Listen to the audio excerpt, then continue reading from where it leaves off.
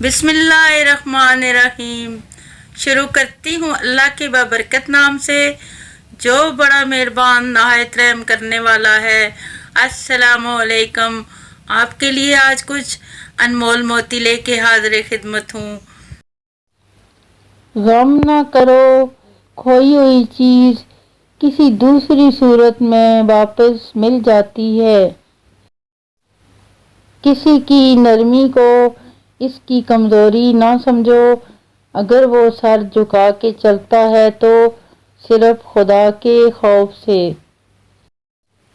لمبی دوستی کے لیے 2 چیزوں پر عمل کرو۔ ایک، اپنے دوست سے غصے میں بات مت کرو، اور 2، اپنے دوست کی غصے میں کہی ہوئی بات دل پر مت لو۔ کردار صرف عورت کا ہی نہیں ہوتا، مرد بھی جب کردار سے گر جاتا ہے تو بد کردار ہی کہلاتا ہے۔ جو چراغ صرف اپنے لیے جلتا ہے وہ آگ کے سوا کچھ نہیں، اور چراغ دوسروں کے لیے جلتا ہے وہ روشنی ہے، نور ہے، شعور کا ظہور ہے۔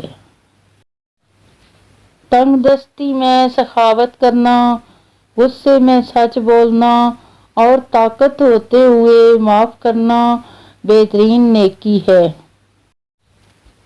یا اللہ، ہمیں دوسروں کی محتاجی سے بچا، ہمیں کسی پہ بوجھ نہ بنا، ہمیں اپنے لامحدود خزانوں سے عطا فرما، اور مرتے وقت کلمہ طیبہ پڑھنا نصیب فرما، آمین۔